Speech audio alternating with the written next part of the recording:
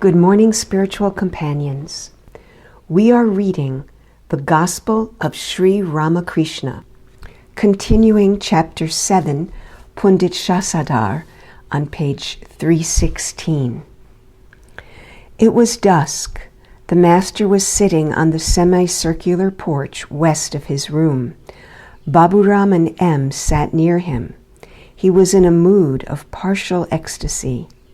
Rakal was not then living with Sri Ramakrishna, and therefore the master was having difficulties about his personal needs.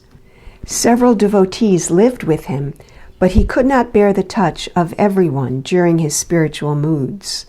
He hinted to Baburam, "Do stay with me. It will be very nice. In this mood, I cannot allow others to touch me." To M tenderly, "Why don't you come here so frequently now?" M, "Not for any special reason. I have been rather busy at home." Master, "Yesterday I came to know Baburam's inner nature.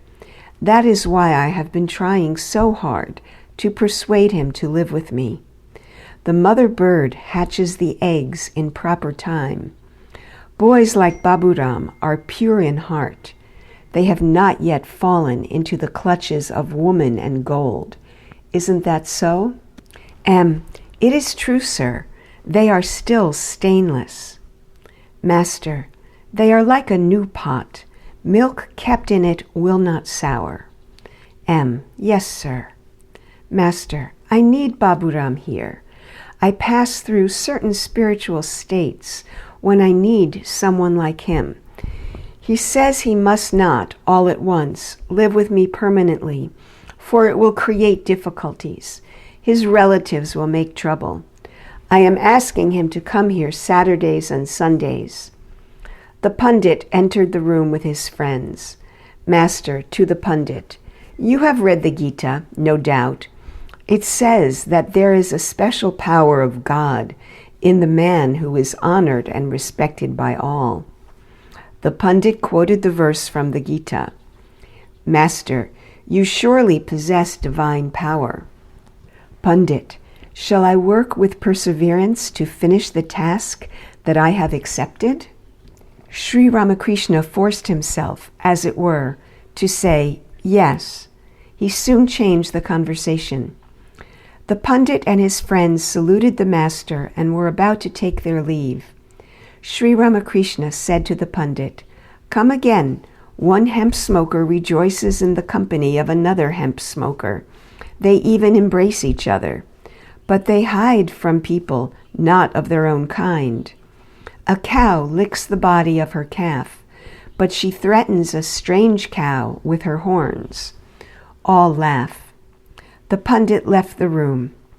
With a smile, the master said, "He has become diluted even in one day. Did you notice how modest he was? And he accepted everything I said." Moonlight flooded the semicircular porch. Sri Ramakrishna was still seated there. M was about to leave. Master, tenderly, "Must you go now?" M, "Yes, sir. Let me say goodbye." Master, "I have been thinking of visiting the houses of the devotees. I want to visit yours also. What do you say?" M, "That will be very fine." Thursday, July 3rd, 1884. Sri Ramakrishna was sitting in Balaram Bose's house in Calcutta. Near him were Ram, Balaram's father, M, Manomoham, and several young devotees. Sri Ramakrishna went to the porch for a few minutes and then returned. As he was going out, Vishvaramvar's daughter, 6 or 7 years old, saluted him. On returning to the room, the master began talking to the little girl and her companions, who were of the same age. The child, to the master, "I saluted you, and you didn't even notice it." Master, smiling, "Did you? I really didn't notice." Child, "Then wait, I want to salute you again. The other foot too." Sri Ramakrishna laughed and sat down. He returned the salute and bowed to the child, touching the ground with his forehead.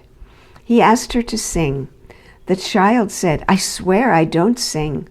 When the master pressed her again, she said, "Should you press me when I said I swear?" The master was very happy with the children and sang light songs to entertain them. He sang, "Come, let me braid your hair, lest your husband should scold you when he beholds you." The children and the devotees laughed. Master to the devotees, the Paramahansa is like a 5-year-old child. He sees everything filled with consciousness. At one time I was staying at Karmarpurkur when Shivaram was 4 or 5 years old. That was a nephew of the master. One day he was trying to catch grasshoppers near the pond. The leaves were moving. To stop their rustling, he said to the leaves, "Hush, hush, I want to catch a grasshopper." Another day it was stormy. It rained hard. Shivaram was with me inside the house. There were flashes of lightning. He wanted to open the door and go out. I scolded him and stopped him, but still he peeped out now and then. When he saw the lightning, he exclaimed, "There, uncle, they are striking matches again." The Paramahansa is like a child. He cannot distinguish between a stranger and a relative. He isn't particular about worldly relationships. One day Shivaram said to me, "Uncle, are you my father's brother or his brother-in-law?" The Paramahansa is like a child. He doesn't keep any track of his whereabouts. He sees everything as Brahman.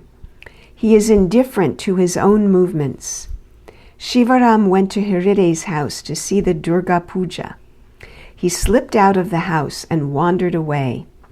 A passerby saw the child, who was then only 4 years old, and asked, "Where do you come from?" He couldn't say much. He only said the word hut. He was speaking of the big hut in which the image of the Divine Mother was being worshipped. The stranger asked him further, "Whom are you living with?" He only said the word, "brother."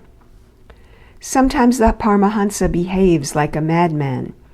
A few days after the dedication of the temple at Dakshinaswar, a madman came there who was really a sage, endowed with the knowledge of Brahman. He had a bamboo twig in one hand and a potted mango plant in the other, and was wearing torn shoes. He did not follow any social conventions. After bathing in the Ganges, he did not perform any religious rites. He ate something that he carried in a corner of his wearing cloth. Then he entered the Kali temple and chanted hymns to the deity. The temple seemed to tremble. Haladhari was then in the shrine. The madman was not allowed to eat at the guest house, but he paid no attention to this slight. He searched for food in the rubbish heap where the dogs were eating crumbs from the discarded leaf plates.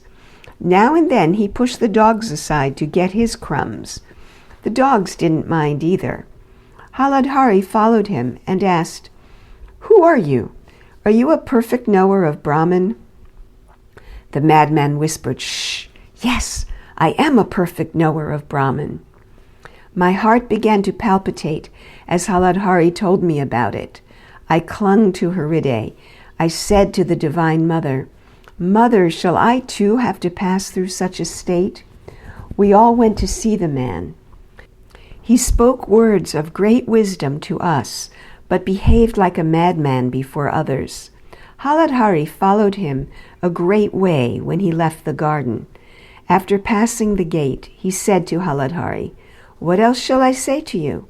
When you no longer make any distinction between the water of this pool and the water of the Ganges, then you may know that you have perfect knowledge." Saying this, he walked rapidly away. Sri Ramakrishna began to talk with M. Other devotees too were present. Master to M. "How do you feel about Shasadhar?" M. "He is very nice." Master. "He is very intelligent, isn't he?" M. "Yes, sir. He is very erudite." Master. According to the Gita, there is a power of God in one who is respected and honored by many, but Shasadhar has still a few things to accomplish. What will he gain with mere scholarship? He needs to practice some austerity. It is necessary to practice some spiritual discipline. Sri Ramakrishna went to the inner apartments to see the deity. He offered some flowers. The ladies of Balaram's family were pleased to see him. The master came back to the drawing room and said, "The worldly-minded practice devotions, japa, and austerity only by fits and starts, but those who know nothing else but God repeat his name with every breath. Some always repeat mentally, Om Rama. Even the followers of the path of knowledge repeat, Soham, I am he. There are others whose tongues are always moving, repeating God's name. One should remember and think of God constantly."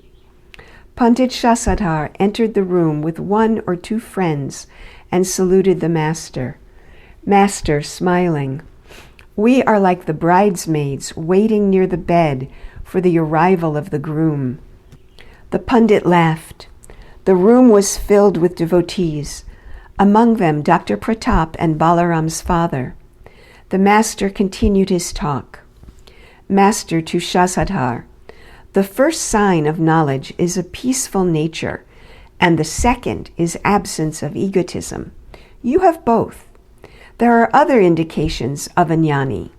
He shows intense dispassion in the presence of a sadhu, is a lion when at work, for instance, when he lectures, and is full of wit before his wife.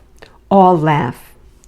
But the nature of a Vijnani is quite different, as was the case with Chaitanya Deva.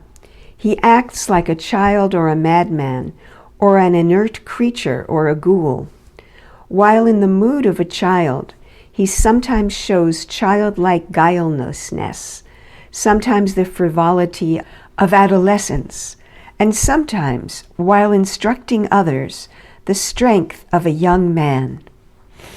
All sat in silence. Again, the master spoke, addressing the Pandit. Master, formerly many great men used to come here. Shasadhar, you mean rich people? Master, no, great scholars. Shasadhar, humbly, Sir, please tell us what kind of yearning gives one the vision of God. Master, once a guru said to his disciple, "Come with me, I shall show you what kind of longing will enable you to see God." Saying this, he took the disciple to a pond and pressed his head under the water. After a few moments, he released the disciple and asked, "How did you feel?" The disciple answered, "Oh, I felt as if I were dying. I was longing for a breath of air." Shasadhar, yes, that's it. I understand it now. Master, to love God is the whole thing. Bhakti alone is the essence. Narada said to Rama, "May I always have pure love for your lotus feet, and may I not be deluded by your world-bewitching Maya." Rama said to him, "Ask for some other boon." "No," said Narada, "I don't want anything else. May I have love for your lotus feet. That is my only prayer." Pandit Shasadhar was ready to leave. Sri Ramakrishna asked a devotee to bring a carriage for the Pandit. It was dusk. Sri Ramakrishna began to chant the names of the Divine Mother, Krishna, Rama, and Hari. The devotees sat in silence. The master chanted the names in such sweet tones that the hearts of the devotees were deeply touched. End of chapter. End of today's reading.